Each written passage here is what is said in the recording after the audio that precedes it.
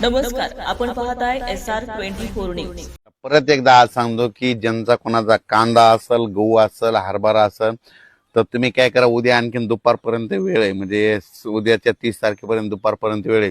तुम्ही तुमचा कांदा असेल, गहू असेल, हरभरा असेल काढून झाकून ठेवा, कारण की राज्यामध्ये आतापर्यंत तुम्ही गारपीट होत असते, फक्त एका भागातच होते, पण ह्या पावसामध्ये 30 मार्च पासून ते 3 एप्रिल पर्यंत 30, 31, 1, 2, 3च्या दरम्यान राज्यात ठिकठिकाणी गारपीट होणार आहे।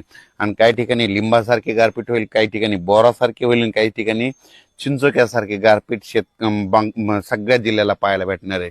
तर सुरुवातीला सांगू इच्छितो की मग गारपीट जास्त कोणत्या एरियात होणार आहे, तर सुरुवातीला आपण उद्या 30 तारखेपासूनच राज्यात पाऊस सुरू होईल। पण हे पाऊस तुम्हाला सांगू इच्छितो, नंदुरबार जिल्हा झालं, धुळे जिल्हा झालं, नाशिक जिल्हा झालं, जळगाव जिल्हा झालं, त्याच्यानंतर अहिल्यानगर, इकडे संगमनेर तालुका, त्याच्यानंतर मुंबई ठाणे, आपला मुरबाड ते परिसर, पालघर त्या परिसरामध्ये, कोकणपट्टी म्हणजे पालघर पासून ते डायरेक्ट याच्यापर्यंत कुडाळपर्यंत संपूर्ण कोकणपट्टी ह्या परिसरात देखील पाऊस पडणार आहे।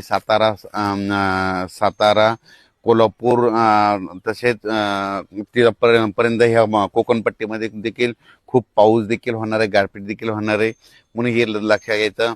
त्याच्यानंतर सांगायचं झालं विदर्भाकडून घेऊत आपण, वर्धा, नागपूर, भंडारा, गोंदिया, चंद्रपूर, यवतमाळ, वाशिम, हिंगोली, नांदेड, परभणी, लातूर, धाराशिव, बीड, जालना, संभाजीनगर, अहिल्यानगर, जळगाव, बुलढाणा, अमरावती, अकोला ह्या पट्ट्यात देखील म्हणजे 30 तारखेपासून तर 3 एप्रिल पर्यंत चांगला पावसाळ्यासारखा पाऊस पडेल। कुठं जिथं नाही पडलं तिथं वारं सुटेल आणि काही भाग सोडून देखील देईल, म्हणून हे लक्षात येतं। अवकाळी पाऊस सर्वदूर सगळीकडे पडत नसतं, हे सर्वप्रथम लक्षात येतं।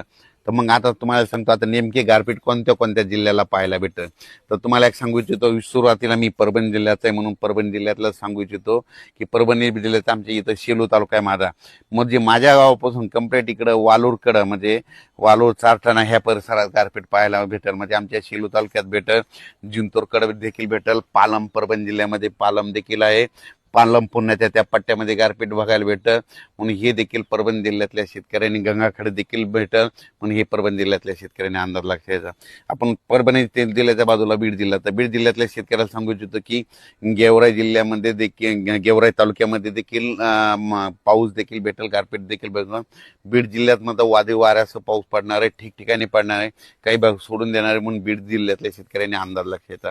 जालना जिल्ह्यात देखील म्हणजे कन्नड, सिल्लोड, भोकरदन त्या पट्ट्यात देखील अजिंठापर्यंत तिकडे देखील काही ठिकाणी खूप, सोयगाव त्या परिसरात देखील चांगल्या परिसराचा पाऊस होईल, काही ठिकाणी गारपीट होईल, म्हणून हे देखील सर्व शेतकऱ्यांनी